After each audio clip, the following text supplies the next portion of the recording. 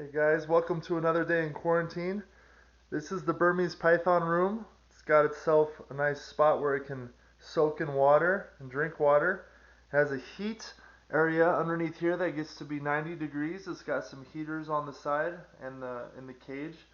But the snake is ectothermic, and I don't know why, but she tends to be over on the sides. So she likes to hide underneath this plastic that I use to protect the floor from any waste. She's 12 feet long, and she is a Burmese python. So you might have heard about Burmese pythons in the Florida Everglades. They're causing quite a problem, and that's because in 1996 there was a hurricane, Hurricane Andrew, that opened up a pet holding warehouse.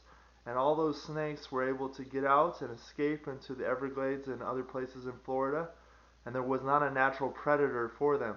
So when you have an animal from India or Burma that doesn't have a natural predator, but it can still survive in the same environment, it's able to kind of take over. And so now it's an apex predator, which means the top of the food chain along with alligators in Florida. And we're going to actually touch her. But she's ectothermic, which is a word we used a little bit earlier, which means cold-blooded. And I'm always surprised about her. She likes to be away from the heat for some reason. Not quite sure why, but that means that her whole body is kind of turned off onto a lower running setting. So she doesn't need to eat very often. They can go for weeks without food. Um, One thing I do recommend if you guys are into reptiles is to get an infrared thermometer from like a parts store, because then you can check her temperature or the temperatures in your habitat by shooting it. And then you can see that right now she's 67 degrees right now. So don't know why she likes to be in that cooler temperature when we look up here it's 83 degrees in there. It's 89 degrees over here. Okay, so she has the ability to move around her environment, but she for some reason likes to be in the cooler areas. So do you hear her right now? That's always a warning. When snakes give a noise, it's always a little bit of a warning. So she was a little bit, perturbed. So I usually just let her know I'm not here to hurt her. Okay, but she is making some noise at me. Some of you guys in the watching the video might enjoy it if I get bit, but she has never bit me. Um, she's making her tongue come out, so she's just sensing me. And you guys all know that when snakes put their tongues out, they're smelling. But she has something else really cool about her is that she can sense heat. So she can see infrared just like that heat gun that we were looking at. She has these pits on her mouth where she can see heat. So I'm actually going to move her towards the heat. I like to do this every day. I don't know why. I don't actually need to do this for her, but she just makes me mad that she doesn't go into the heat spot. So I always remind her that there is heat underneath her cage, this little habitat, and she will even climb up on top of the habitat. But we're gonna put her back kind of towards her habitat so you guys can see her move. She's making a little bit of noise at me. She eats chickens, whole chickens, as well as rabbits. And I don't feed her live animals. The animals are dead when they feed. And I just wiggle them around a little bit. We'll see if she's going to move towards her heat area. She weighs over 100 pounds.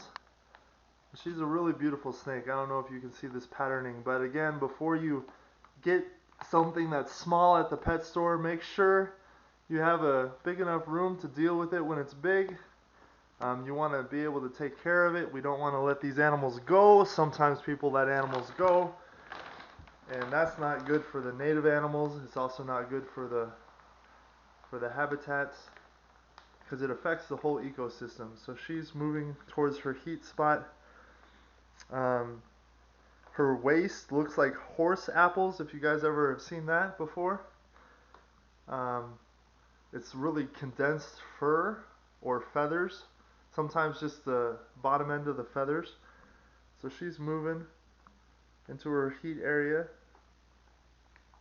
and I need more than one person to help me handle her, move her. I can load her up on my own.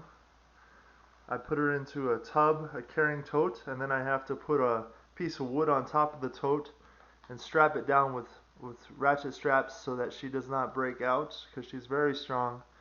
She's broken a few of my plastic lids in transit, which always makes me a little worried that somebody might see a giant snake moving around a car and get in a crash, because not everybody loves these animals as much as I do. But as you guys can see, it's a beautiful snake, has a big habitat. She's moving up into the heat area, which always makes me happy. And we'll see her lots of times. She's another animal that if you go to mypartysafari.com, you can see pictures of. And we can also follow the link if you want to sponsor the snakes. The snakes require heat lamps, and then they also require, or heating emissions, but they also require food. And so she's nice and happy in her habitat. I'm going to touch her so she moves a little bit further.